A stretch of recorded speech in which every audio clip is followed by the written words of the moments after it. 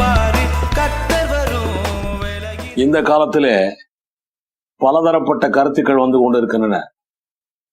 ரகசிய வருகை என்று வேதத்திலே இல்லவே இல்லை என்று சொல்லக்கூடிய நிலைமை வந்திருக்கிறது. ஒரு வார்த்தை இல்லை என்று சொன்னாலே அப்படி ஒரு சம்பவமே இருக்காது என்று சொல்லுகிற காலமாக இருக்கிறது. அப்படி கேட்கிறவர்களுக்கு நான் கேட்கிற கேள்விகள், முழுக்கு ஞானஸ்நானம் என்று வேதத்தில் இல்லை, அதனாலே முழுக்கு ஞானஸ்நானமே கிடையாது என்று அர்த்தமா? ஜெபமே ஜெயம் என்று வேதத்தில் இல்லை, அதனாலே ஜெபம் ஜெயம் இல்லை என்று அர்த்தமா? திருத்துவம் என்று வேதத்தில் இல்லவே இல்லை, அதனாலே திருத்துவம் இல்லை என்று அர்த்தமா? இல்லை என்பதனாலே, வார்த்தைகள் இல்லை என்பதனாலே நிச்சயமாய் அந்த கொள்கை, கருத்து, தத்துவம், சத்தியம் இல்லை என்று ஆகாது. வேத வசனங்களை ஆராய்ந்து பார்த்தாலே போதும் இவைகளெல்லாம் உண்டா இல்லையா என்று நாம் அறிந்து ஏற்றுக்கொள்ளலாம். அப்படியே ரகசிய வருகையும் இருக்கிறது. ஒருவருக்கும் தெரியாமல் திடீரென்று வருவது ரகசிய வருகை. திடீரென்று வந்தாலும் திருடனை போல பலருக்கு தெரியும்படி வந்தால் அது பகிரங்க வருகை. ஒருவருக்கும் தெரியாமல் வருகிறது, அது ரகசிய வருகை. இயேசு முதலாம் முறை இந்த பூமிக்கு வந்தார், பாவியாய் சிலுவையிலே தொங்கினார், மனிதனுடைய பாவங்களை சுமந்து தீர்த்தார். இரண்டாம் முறை அதே நம்முடைய இயேசு ஒலிவமலையிலே கால் வைத்து இதே பூமிக்கு வரப்போகிறார். இந்த இரண்டு வருகையுமே இஸ்ரவேல் மக்களுக்காகத்தான். மத்தேயு 15ஆம் அதிகாரம் 24ஆம் வசனத்திலே கானானிய ஸ்திரீயிடத்திலே நம்முடைய ஆண்டவர் சொல்வதை பாருங்கள். அதற்கு அவர், காணாமற் போன ஆடுகளாகிய இஸ்ரவேல் வீட்டாரிடத்திற்கு அனுப்பப்பட்டேனே அன்றி மற்றபடி அல்ல என்றார். ஆக முதலாம் வருகை இஸ்ரவேல் மக்களுக்காகவே வந்திருக்கிறார். இரண்டாம் வருகை வரப்போகிறார் ஒலிவுமலையிலே கால் வைத்து என்று நான் சொன்னேனே, சகரியா 14ஆம் அதிகாரத்தில் எழுதப்பட்டிருக்கிறது. அது நிச்சயமாய் எபிரேயர் 9ஆம் அதிகாரம் 28ஆம் வசனத்தை வாசித்தோம் என்றால், கிறிஸ்துவும் அநேகருடைய பாவங்களை சுமந்து தீர்க்கும்படிக்கு ஒரே தரம் பலியிடப்பட்டு தமக்காக காத்து கொண்டிருக்கிறவர்களுக்கு ரட்சிப்பை அருளும்படி இரண்டாம் தரம் பாவம் இல்லாமல் தரிசனமாவார். இரண்டாம் தரம் பாவம் இல்லாமல் தரிசனமாவார் என்று நாம் எபிரேயர் 9:28 வாசித்தோம். நிச்சயமாய் இரண்டாம் தரம் அவர் தரிசனமாகிறது. இரண்டாம் வருகை பூமிக்கு வருகிறது. இரண்டாம் வருகை, இந்த ரெண்டு வருகையுமே பகிரங்கமான வருகைதான். இந்த இரண்டாம் வருகையை பற்றி இன்னொரு காரியம் இருக்கிறது. மத்தேயு 24ஆம் அதிகாரம் 30ஆம் வசனத்தில் சொல்லப்பட்ட ஒரு வசனத்தை உங்களுக்கு சொல்லுகிறேன். அப்பொழுது மனுஷகுமாரன் வல்லமையோடும் மிகுந்த மகிமையோடும் வானத்தில் மேகங்கள் மேல் வருகிறதை பூமியில் உள்ள சகல கோத்திரத்தாரும் கண்டு புலம்புவார்கள்.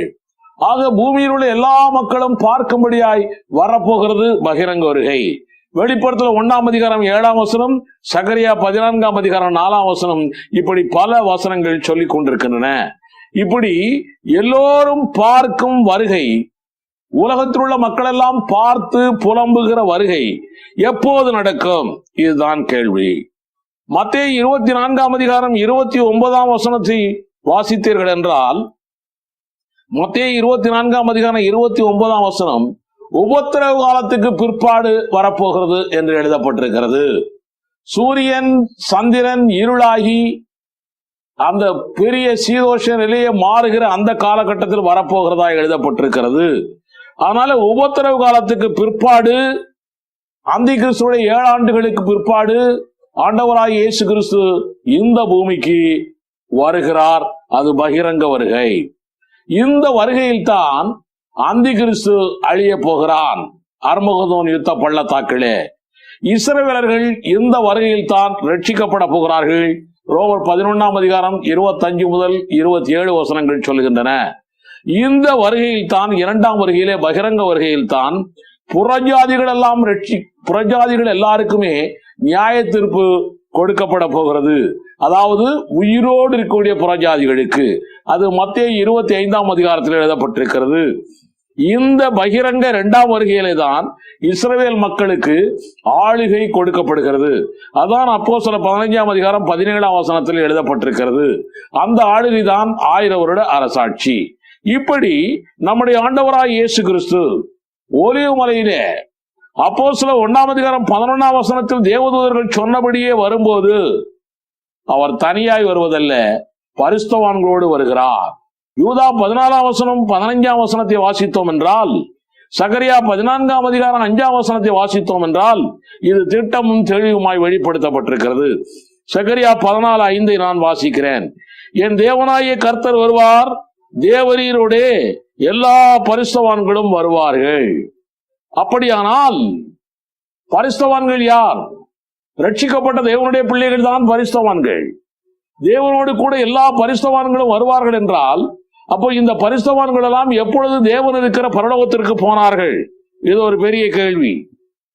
இதுதான் ஒருவருக்கும் தெரியாமலே ரகசியமாய் பரலோகத்திற்கு பரிசுத்தவான்களாகி நாம் போயிருக்கிறோம் என்ற அர்த்தம்.